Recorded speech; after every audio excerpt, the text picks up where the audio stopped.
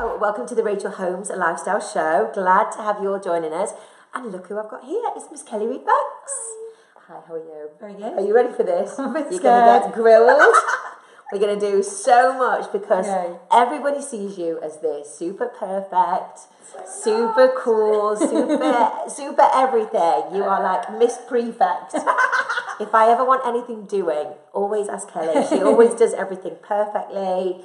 Everything is always spot on. She's always on time. She never lets you down. How many A-levels or O-levels did you get? I got three A-levels. Oh, you're so clever. Did you go to university? I didn't. What I did was I went back to uni when I was, what was that, about 24 to do my teaching degree. Oh, did you? I didn't know that. And I did that while I was working at the same time. I went to Cambridge University. We were lucky enough to get Cambridge University. You know what I mean?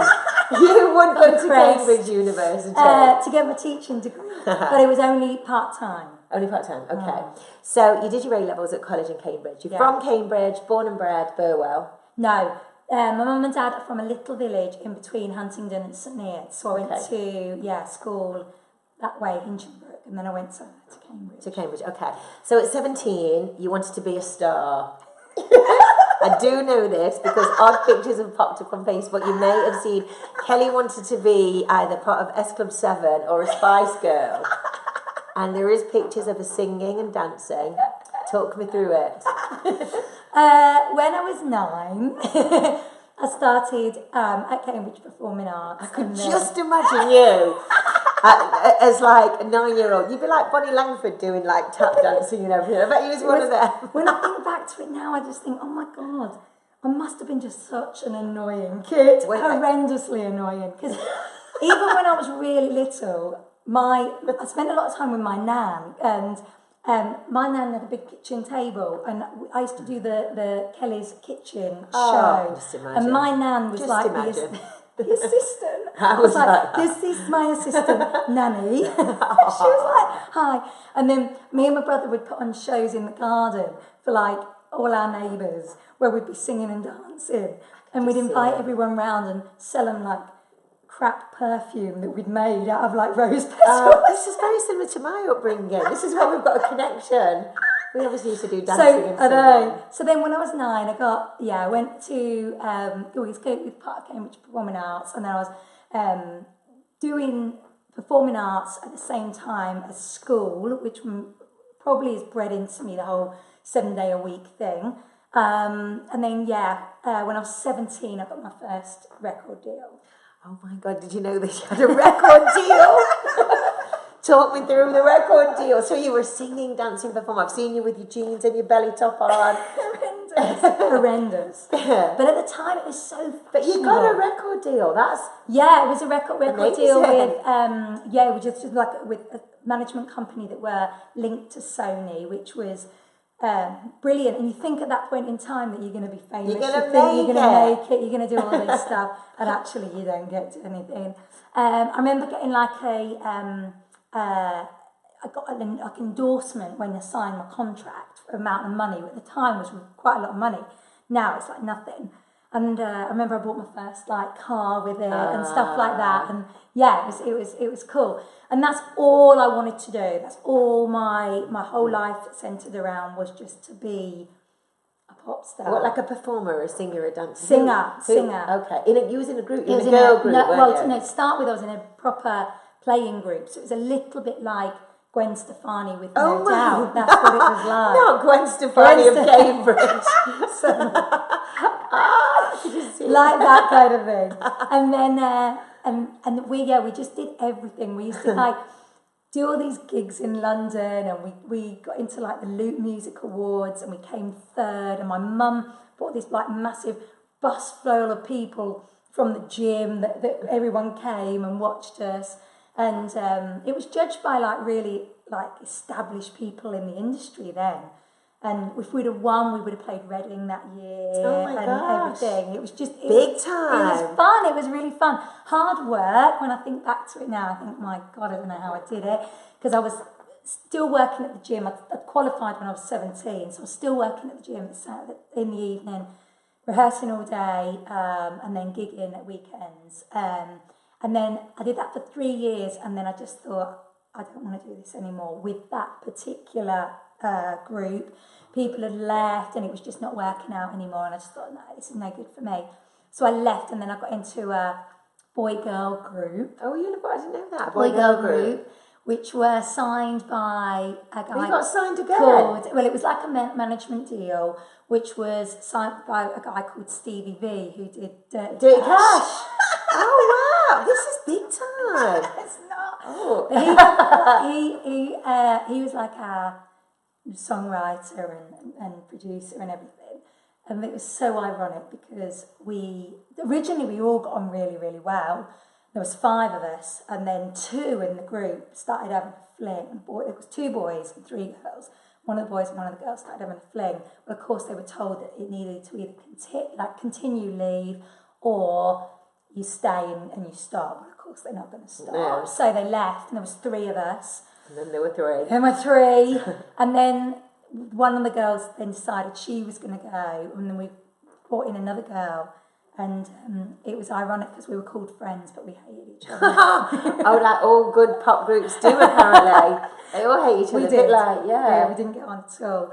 And we fought like cat and dog. So we were touring with all these brilliant people like Steps and Five and Blue, and on the road all the time. And we were pretending like, we were like, love each other. Got in the van to come home, and we just like... Must be how I can't imagine you being like that. So when did things take a turn? You decided to go pro fitness.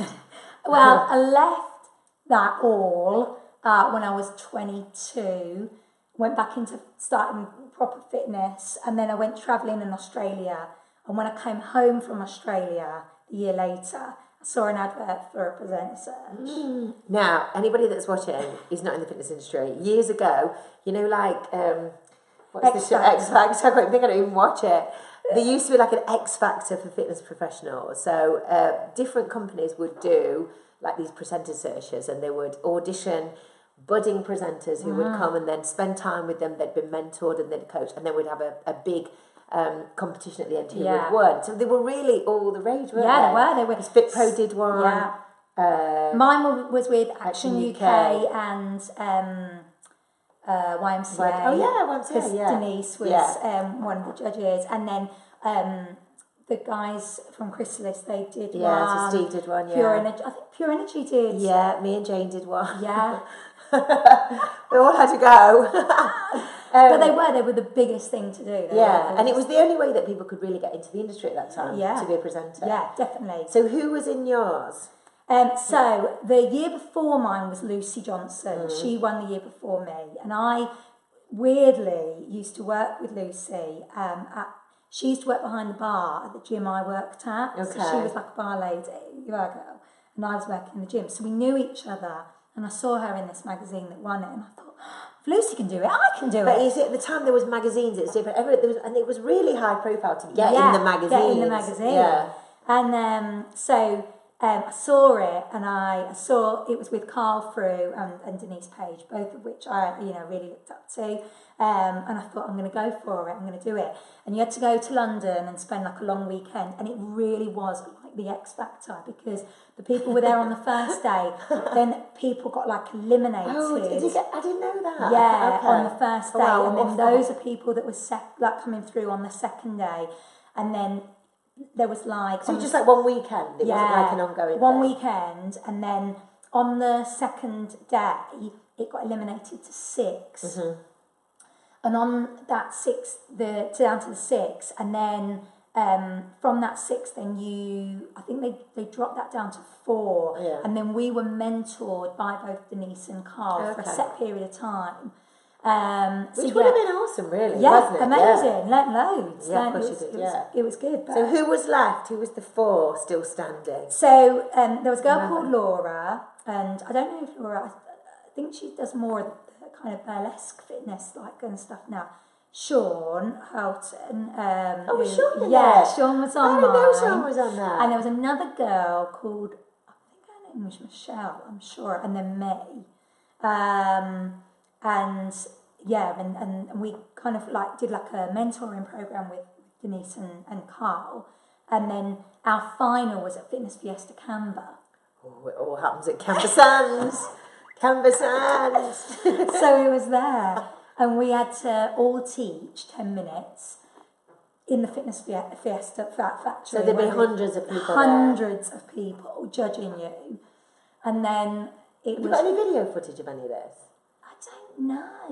I I got pictures, but I don't know if there was any video. It was... Do you know... Such a long time yeah, ago. and it was before things like Facebook really, really went out there. I think I'd only just joined Facebook maybe after I'd won it. Mm-hmm. So there was definitely no Snapchat, nothing like that, Oh, or no. anything like that. It might have been MySpace then. Yeah, there was MySpace. And we did like that 10 minutes each, and then we had to then leave the room and be taken into a separate room, and all of the punters had to stand in the line of the person that they thought should won. Wow, and they all jumped on your space. Well, it was a bit of a mix because me and Sean, we've got the biggest kind of lines.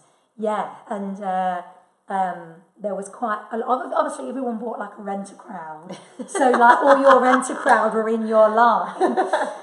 But then there was 4 judges. Okay. So, in mine, I had Robin Galbraith. I had Lincoln Bryden. I had Lucy. And who else did I have in mind? I can't remember. It might have just been those 3, or there might have been somebody else on the panel for the judging. And then they had the overall vote. They had the overall sound. And you won. Yeah, and then it was awkward because then obviously you're spending the whole weekend with these people, and it's like, you lost. Wow. Oh, wow. And that was it. So then you went on tour with Action UK. Yeah, it was a bit weird to start with. I put on my own tour to start with I worked at Next Generation, and I decided, because I knew full well that no one was going to come knocking. You kind of almost think that you win this thing. It's like X Factor. You think you're going to win and then you're going to be a big pop star. It doesn't happen like that. You won, and then it's up to you to leverage it. You've got to do. You've got to leverage it, yeah. With it. So I decided to put on my own tour through Next Generation, which of course no one came to because no one knew who I was. But I gave away loads of free places to the people who worked in, and I toured all the Next Generations in the country. Yeah. So I did it completely off my own back and the support of my club. And then I went on tour with Carl, and that gave me a bit more of a profile. And then I think for about 4 years, I did everything for free. Yeah. Everything for free. Barely didn't get paid in. So all the fitness fiestas I taught out just for profiling, just to get out there and in the meantime, you were going on every course you possibly could. So you were increasing your knowledge on nutrition, fitness, everything. You did everything, and you were still teaching all your classes in Cambridge. Yeah. So I was still working. I was mainly working at Next Gen Health Club, still teaching there, but I was just trying to upskill as much as I could. Okay. So when was that the big springboard into presenting then? You were known as, you was in the magazines, you were known as a national presenter. Not really. You was part of Carl's Action UK team, which is high profile there. Yeah, it was good. That was definitely good, and the work that we were getting, but still it wasn't, we was kind of almost seen as like Carl's crew and like his babies, and we hadn't really made a proper, and I didn't really know who I was because I was still just trying to be this aerobics presenter, this step presenter, and obviously there was some massive names like there still is now out there in industry teaching. So of course when you've got the likes of Steve Watson on the timetable, or you've got likes of me teaching the same kind of class, people are going to go to Steve. So I had to kind of really rejig it and think. And that's when I thought about courses and delivering courses and actually getting out there in front of people and delivering qualifications. And Carl wanted to do that. Carl wanted to have qualifications done. So we did 1-day courses. We got them all endorsed. And I helped write them, helped them endorse them. And then we were delivering them. And then I thought, this would be where I'm going to get more. And I think that then you became not a presenter, but you sort of transformed into an educator. Yeah. Rather than a presenter just teaching masterclasses and choreography. To somebody that had got knowledge and education and could take somebody that had got no fitness background, get them through a qualification and sort of mentor them on the way. So that's a big step forward there. Yeah, and I think it was a kind of sidestep, but actually a better way, because everyone else was trying to be this big presenter. Everyone else was trying to get the big conventions, and I knew that wasn't going to happen. So I needed to do something slightly different. And then obviously when you were looking for... I went out for dinner with Carl, and I said to Carl, gosh, I've got all this work, I couldn't manage it all myself, what did he think? And Carl said, do you want to speak to Kelly? And I contacted you. Yeah. We had a meeting, didn't we? Yeah, and I then started teaching the fitness Pilates. And she's worked for me ever since. She's done everything ever since. Gosh, amazing. Never look back. Never look back. It's interesting. We'll talk more about your fitness career, but I think people want to know a little bit more behind the scenes about you. Okay, so every single person that has sat in this chair so far, all fitness presenters, all one are single. So there's a little bit of a clue here. I think that, when you're teaching and presenting and running a fitness business, it's quite difficult sometimes to hold down a relationship. or there might be some other reasons. But you're the only one who's actually married. I could think of a couple more presenters, not that many. And you're married to a fitness presenter. Okay, so how does that work? Do you just talk about fitness all the time? We do talk about it a lot. That is obviously it's nature. You're in business with your husband. We are, yeah. You're married to a fitness presenter. Everything you do very much together. Yeah, and I think it has its pros and it has its cons, definitely. Obviously we have different thought patterns about what works and what Jay definitely has a different slant. Yeah, and he has a totally different way of thinking about fitness, and he has a totally different way of teaching. Like when we teach together, he teaches totally different from me, which I think people like the contrast. It's definitely caused some, not arguments, but some discussions about delivery and things like that. But I think the main thing was that Jay came from a dance background as well. So he was a professional dancer and he was used to being on the road, and he knows exactly what it was like to be in that environment. So when I was like touring for you and I was on the road and delivering a workshop and then getting in the car and driving back, he was at home, but he knew exactly, he understood what that was going to be like. So a lot of people, I think, in relationships, the reason relationships might not work is because people don't understand, one, the work ethic at all, because they might work a 9 to 5 and they might want to just, hang out at weekends, and our weekends are our work time.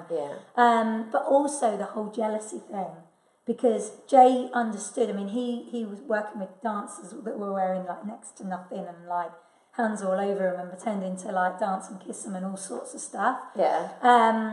And when we're at conventions, we have to be seen as like, happy with everybody. And sometimes you have to flirt a little bit to be approachable to people and stuff like that. And you've got to be seen to, be up there and people wanting to be warm to you.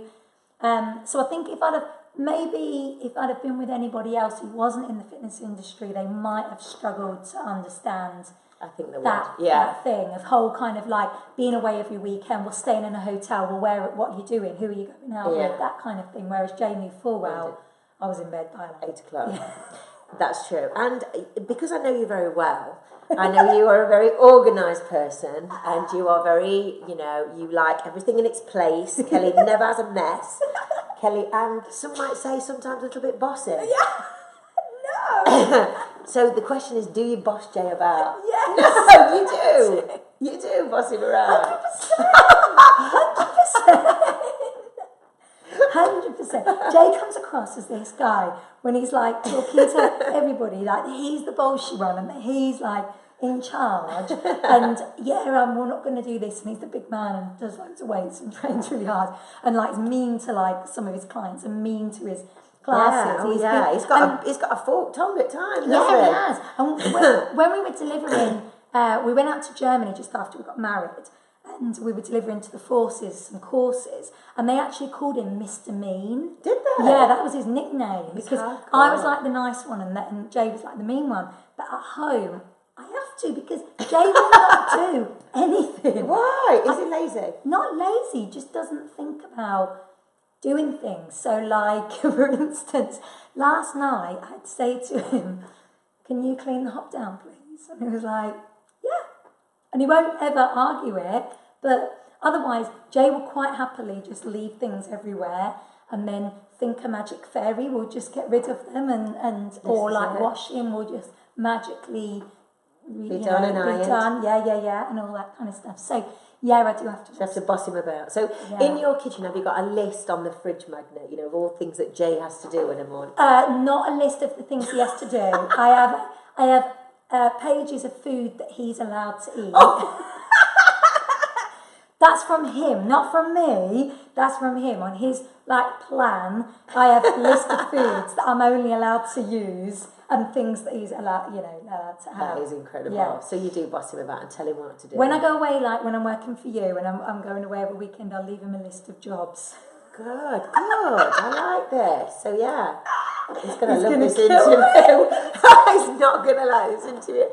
All the secrets. So is he not very tidy? You're super tidy, super organised. Yeah. You can't bear mess, can you?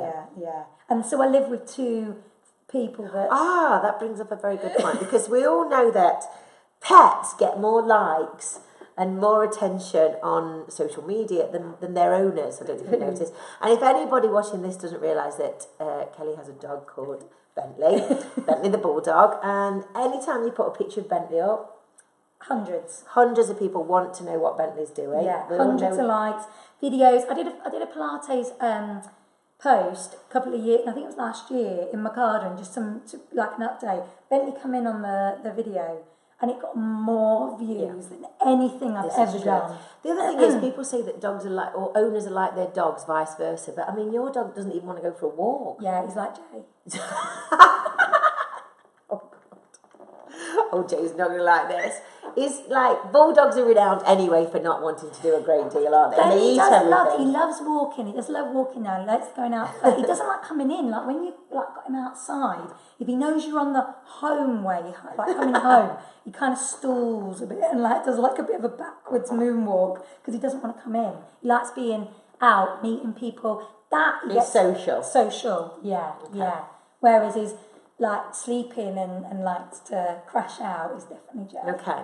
So then, Miss Perfect, what is your nutrition? Is your nutrition totally bang on point all the time? Not all the time, no. Okay. And that's completely honest because I'm human, unlike everybody. I'm a savoury girl, so cakes and sweets don't really appeal to me. But I could, if bread didn't make you poorly, I could live on bread and cheese. And what's a typical day for you? What do you eat? I am quite good and in that respect of looking after myself, because I think that, good God, when I first met you, I probably was living off of Red Bull and Diet Pepper, Dr. Pepper and things like that. Barely ate a thing and lived off cereal and oh my God, it's like, isn't it now? Yeah. It's hard to believe. That's all. I remember just, and one of my really good friends who I used to work with, Rob, he said to me when he first met me, remember seeing me on a spin bike, teaching spin with a Diet Coke, and that was my fuel. And it was just ludicrous. So I think now I'm a lot more, I do look after myself a lot more in that respect. But at the weekends, if we want to go out and have a nice meal, we do go out and have a nice meal. But you are one of those people that could eat pie and chips and still have a rippling six-pack. I don't think I could, because I look at some pictures back of a couple of years ago. There was a picture come up on my time hop the other day of me and my mum when we did the Race for Life, and I was like, Jesus Christ, look at the size of me. I look totally different. Never I do. I look totally different. But it's different on where I've stored it. So I was still small around here, but thighs and bum was much bigger, and I was just like, good God, you can really see the difference from when I've changed my eating habits. So food wise, I am quite good in the sense that I like fresh food. My mum and dad still do grow all their own vegetables, so I've always been brought up on organic. Meat has always been really high quality. They buy it from either local butcher or farmers market, stuff like that. So I've always been really lucky in that sense. But but like if I want to go out for a nice meal, yeah, definitely. And wine is definitely my. You enjoy a glass of wine and prosecco. Yeah, and that I think for me, I've got to curb that down because I'm one of these people that if I drink on a Friday, then I could possibly drink Saturday and Sunday. And then, But you don't very often drink now, do you? No, well, I'm really, really trying hard not to, and I think being busy really helps. But again, I don't want to blame my mum and dad, but they have a glass of wine when they have their meal, and that's just like, you know, that's what you do. Yeah, I see. Any hobbies? Do you do anything else in your spare time? Do I have any spare time? My hobby, I don't really know what I do in my spare time. If I get any time off, I love, and this is where we are very different, because I love going to a spa, and I love chilling, walking around in a dressing gown, and you hate it. I do. When Kelly got married, we all went to a spa day at Ragdale, and it was like a day at Rampton. Everybody just walking around in dressing gowns. It's not my thing, but you like that, don't you? You go a lot, don't you, to Bedford Larger? Yeah, have a massage, just chill, just take some time out. But mainly, it'll just be spending time with my friends and my family, just doing anything. Do you read any books, fiction? No, autobiographies. I'm an absolute addict when it comes to that. Anything you're reading at the moment? No, I'm still reading Gary V's that you guys. So, but normally when I go on holiday, I'll read a good book. Good. I can honestly say that the last book I read was Ryland. Oh my gosh, was it? Oh, I like Ryland though. It was good. Okay. It was so good. Tell me what you've eaten in the last 24 hours. Last night we had, I had like a applewood steak, like smoked steak. I had it with salad and Jay had it with green beans. For lunch I had salmon with couscous and salad. This morning for breakfast I just had like a KSFL muesli with almond milk. Oh, nice. Yeah, but I forgot my lunch today. I'm so She might be subjected to my cooking then today, or maybe not. I think we've only got liver in the fridge. You like liver? No? Okay. So you might be hungry. Never know. Okay. Fitness industry going forward. Where do you see yourself? Where do you want to go? Gosh. Where do you want to go with your career? And your personal? I mean, I love what I'm doing right now, and I don't really want that to change. I know I want to expand our community business, and we would love. We've got things in the pipeline currently at the moment, but it's just such a slow process to get a unit, and Cambridge is just so expensive with regards to property. So that's kind of like our next little plan.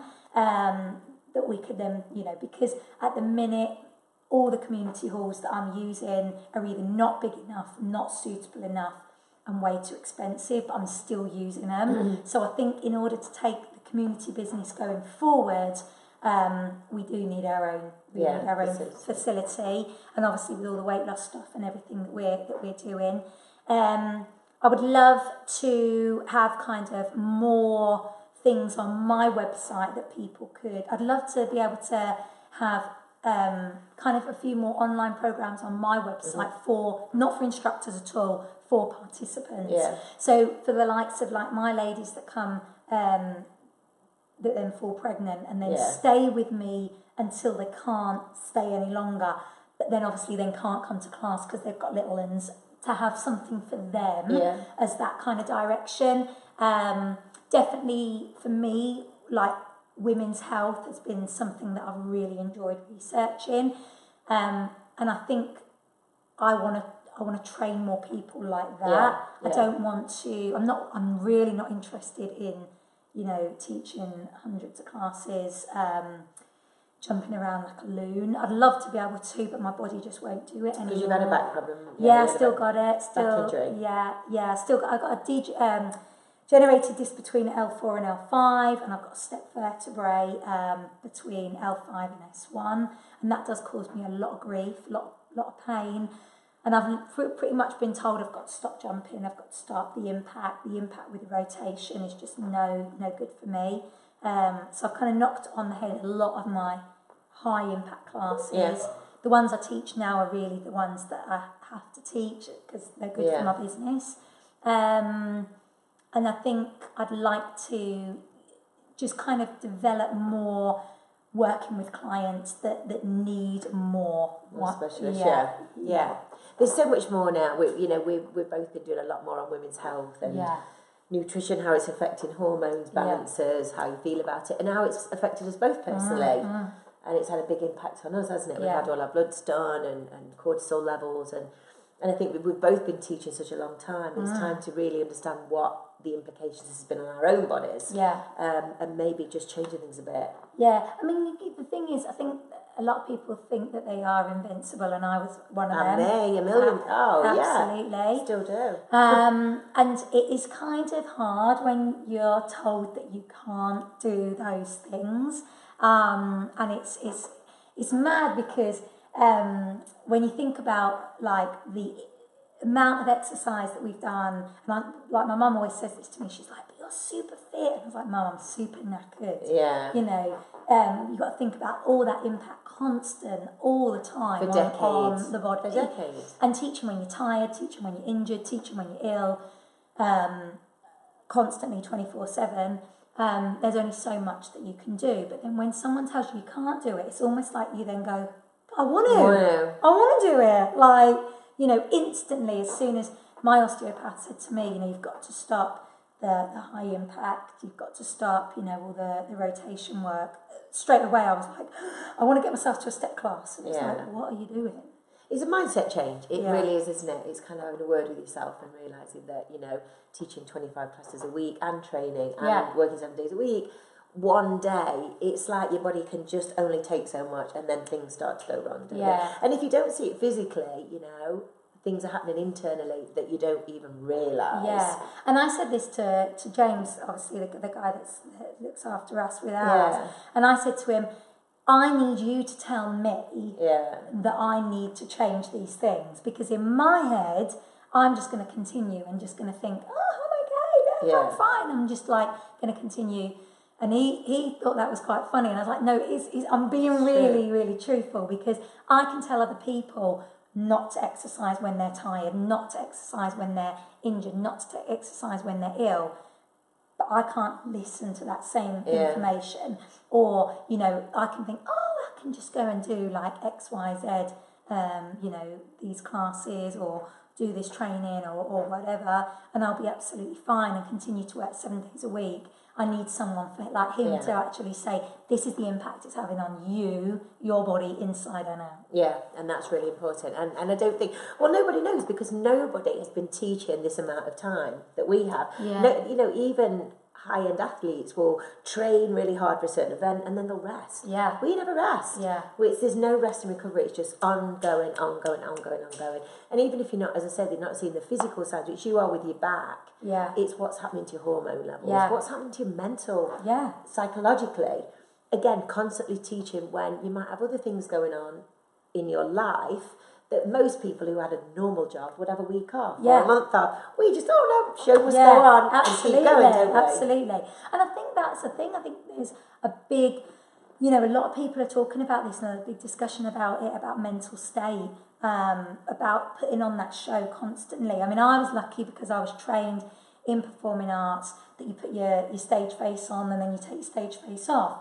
But doing that for so many years, for such a long time, and, I see instructors that have been going through absolute hell, and then they're sort of saying, I'm going to take tonight off, and then instantly on Facebook people are like, I can't believe you're off, and I'm thinking, God, that poor person, they feel guilty for taking a holiday, and other people, in a normal job would have a week off, they would, and because people don't, because they don't want to let people down, and they've got mortgages to pay, and if we don't work, we don't get paid, so it's I think in the end it does run up to bite you. So instructors need to have another string to their bow apart from teaching classes, don't Absolutely. And this is a discussion that me and Jay have had recently, because he's also had some results done that have said that he's tired completely. His body is exhausted. Jay's bionic in the sense that he teaches 30 classes a week. It's ridiculous. Whoa, it's a lot. But he's on the changeover now to, strip that, get rid of things that are toxic. And he said to me the other day, he goes, I didn't realise the these classes were toxic until I've given them up. Oh, you never do, yeah. And you think, oh, I'm going to miss those classes, and then you just move on. Yeah. You do. So any other advice from you, looking into the future? We expect to see anything different from you, hopefully soon. No, I wanna still be out there delivering. Obviously, having people in front of me, I still love that. I think I've always said if I could have a driver, that would be amazing. I need a driver. We need a driver. I need to be like Mr. Ben and magic myself into another. Uber will come along soon, and Uber will be everywhere, and you'll be able to just take Ubers to the workshop. Yeah. We won't even need a car. Exactly. Because it will cost you less to go in an Uber than it will petrol. Would be. And then I'd workshop everywhere. Yeah. It wouldn't bother. Yeah. And then we could sit in the back, doing our work. Chilling, doing our work. Not good. I don't know. What advice for going forward? Like where? Yeah, for any fitness professional watching this video. I think for anyone who wants to get into presenting, it's different now. So there is no presenter searches, or they're very minimal. I think things are different in that respect. I think you do have to get out there, and you have to be teaching something that is yours. Yeah.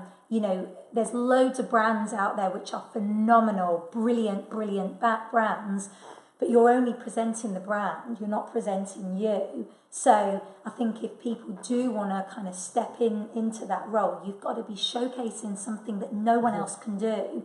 So that's why people would come to you. That's why people would want to be interested in what you've got to speak about and what you're delivering. And I mean, I was lucky, like I said. My mum said to me, no one's going to come knocking. They are. You've got to go out there, and you've got to make it work for you. So if you've got that work ethic, then it'll... Yeah. And talented. And absolutely. And never stop learning. Yeah. Constantly, take on everything. Even if it's you go into something and you take only little bits from it, go to those lectures, go to different... Don't just go to the same conventions all the time. Go to different things and see different people. Yeah, awesome. Cool. Okay, Kelly Rebanks, thanks very much. Thank you. Make sure you subscribe to my YouTube. If you want to catch Kelly, where can you find her?